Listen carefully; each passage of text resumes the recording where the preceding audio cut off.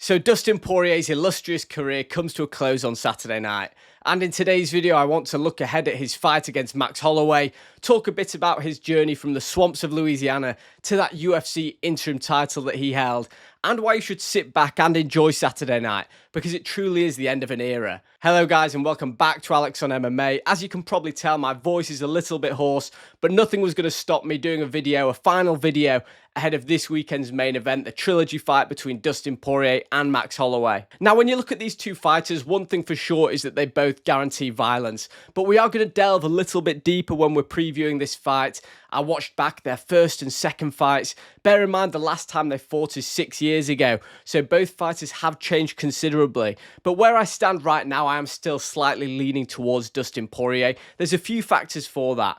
Firstly, it's the power differential. When you just look at the size of these guys, the power in which they're able to generate when they connect with their punches, both guys have very good boxing, they've got very good boxing IQ, but Max Holloway does get hit a hell of a lot more than Dustin Poirier, and he gets hit a hell of a lot harder than Dustin Poirier does, because Max Holloway is a volume striker.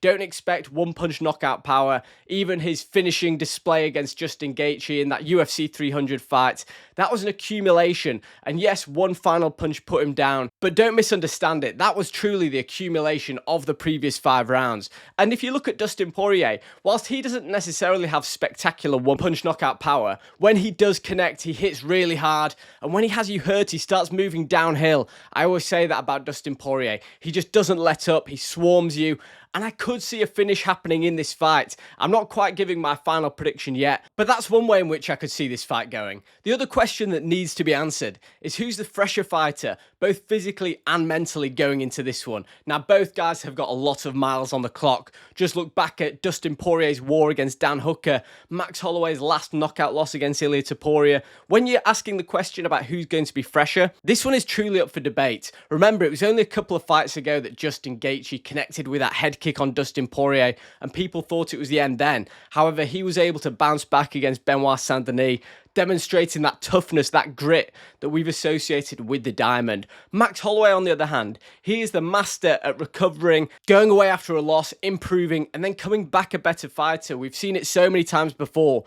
Could we see it again now? That's one question that I'm really struggling to answer in my mind, so please do let me know below how you think this one's going to go down. And then the question that's even harder to answer is where both fighters are psychologically. Max Holloway got knocked out for the first time in his career. What kind of demons will he be carrying going into this fight? Whereas with Dustin Poirier, most of the pressure is on his shoulders. Not all of the pressure, because he's already 2-0 against Max Holloway. So if he loses this one, it's not a complete tragedy. It's still 2-1 in their rivalry. But make no mistake, this fight on Saturday night is Dustin Poirier's farewell tour. He'll be getting all the adulation from the fans of his home state. So there will be massive amounts of pressure on him to perform. And one question that I've always had over Dustin Poirier is when he gets to that very, very top level, how does he perform under pressure? That's where a real question mark is. You could argue that these Conor McGregor fights where there's so much limelight on you, that is a time when he could have buckled, but instead he seemed to up his levels and got Conor McGregor out of there back-to-back. But he was the B-side in those fights. Conor McGregor is always going to be the A-side. Most of the cameras follow him around. And even in the third fight, Dustin Poirier was almost an afterthought. All of the questions at Media Day were being directed towards Conor McGregor, him being the natural superstar, the greatest superstar the sport's ever seen. So Dustin Poirier could go under the radar a little bit in some of the biggest fights the sport's ever seen. However, when it's been his time to shine on the biggest stage, when he's had the title fights against Khabib, Islam Makhachev, Charles Oliveira, the guy has fallen short. And this is against the very best fighters the lightweight division has ever seen. There's no shame in losing to any of these guys. However, the manner in which he did lose, getting finished in all 3 fights, does concern me slightly. And look, the performance against Islam Makhachev, Poirier seemed to roll back the years in that one. But nevertheless, the point still stands when we're talking about psychology and pressure. Does Dustin Poirier buckle at the big moments? Is that one thing that Max Holloway could be banking on? So those are a couple of questions that really do need to be answered before Saturday night. But talking about Saturday night as the spectacle that it is, Dustin Poirier's farewell party. We need to put so much respect on this guy's name. I will be getting to Max Holloway afterwards because he's incredible as well. But Dustin Poirier is an absolute credit to the sport. Someone who handles himself so well outside of the octagon. And when he's in there, he consistently delivered great fights time and time again. You can't think back to a Dustin Poirier fight that wasn't interesting, that didn't have you off your seat. He's just that kind of fighter. In a time where the sport is being so heavily criticised for stalling, for wrestling, for wasting time, Dustin Poirier is a guy who could never be accused of that. He was all action, and him leaving the sport at this time is a real end of an era. It's such a shame, but I do hope he leaves the sport before the sport leaves him, as the old cliche goes. And when you look back at the story of Dustin Poirier, his rise through the UFC, that loss to Conor McGregor at featherweight, and then really establishing himself and finding himself at lightweight, the wars with Justin Gaethje, the fight against Michael Chandler that got a bit nasty, the Conor McGregor fights, all the ups and downs, the absolute roller coaster of a career. This is exactly the kind of career that fans get behind. We can relate to a fighter who's had losses and wins rather than an undefeated fighter who just looks invincible, because Dustin Poirier has looked very human at times. Losses against Michael Johnson earlier on in his career really questioned whether or not he would be top contender status at all in his career. And is it ultimately a story of heartbreak? The fact that the guy never unified the division. Yes, he won that interim belt against Max Holloway in their second fight 6 years ago, but he was never able to unify the division. He was a lightweight at a time where we saw some of the greatest lightweights we've ever seen. So when we look back at Dustin Poirier's career after Saturday night, whether or not he wins or loses, is he a case of being one of the best fighters who's never won UFC gold? You can definitely argue that. But despite never winning the title, the guy truly has a Hall of Fame career. I don't think there's any question about that. You can't just look at the wins and losses. You need to look at the fights, the performances, because ultimately that's what the fans remember. That's what we tune into. And Dustin Poirier leaving the sport on Saturday night, it's a real shame. I'm absolutely gutted as a fan, but let's give him the send-off he deserves. And what makes Saturday night even more interesting, even more epic, is that his dance partner is Max Holloway. This is a trilogy fight between these two guys, and Max Holloway is another massive fan favourite, another guy whose career has had massive ups and downs.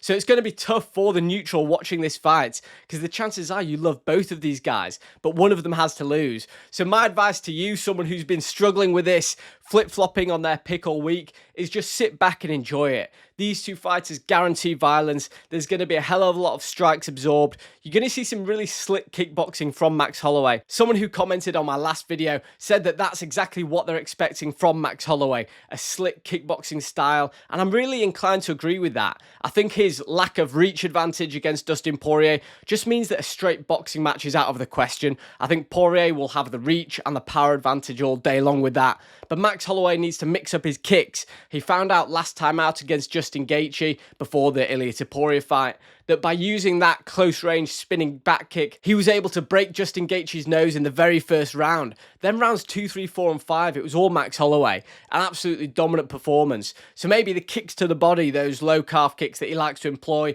the close-range spinning kicks, is something that we could see on Saturday night. Either way, I do feel as though Max Holloway is really up against it. I think that he's taken the time to move up to lightweight, to really let his body fill out so he doesn't get as bullied physically as he did in the previous two fights. But even so, I just think Dustin Poirier is a massive lightweight. I think he's going to put it on Max Holloway. And Max Holloway will need to show us all that his chin has fully recovered against Ilia Poirier, because the guy's going to absorb a lot of shots. I see a lot of talk about his head movement being really good, but Max Holloway, when he wants to stunt and flex and show off to the crowd, he does show good head movement. But that's not him 95% of the time. Normally he does stand very tall, he eats a shot to give one back. I'm not expecting anything different this time round. So as you can probably tell at this point, I am absolutely buzzing for this fight on Saturday night, and I'm going to give my final prediction. And I do think that Dustin Poirier takes this fight. I think he wins it by decision. I'm going for a fairly clear decision in this one. There might be a couple of robbery shouts by Max Holloway supporters, as there always are, but I just think Poirier will be able to punish Max Holloway. I think for the judges, it'll be very clear that a lot more of the damage is happening against Max Holloway than towards Dustin Poirier, in a similar manner to which we saw in the second fight. So it might not seem like that brave a prediction that I'm making here, but I can see the fight playing out in a similar way. I do agree that Max Holloway probably will use his kicks early, but I think when Dustin Poirier, when he's able to time his punches, he's so accurate and powerful when he finds his range. I just think that Holloway will have a really hard time getting him off him. I think there'll be moments for both fighters, but I think Dustin Poirier will just win the majority amount of the rounds, probably hurt Max Holloway at some point. So that's why I'm leaning towards the Diamond in his retirement fight, getting his hand raised, and then sailing off into the sunset. Guys, I hope you've enjoyed this preview video.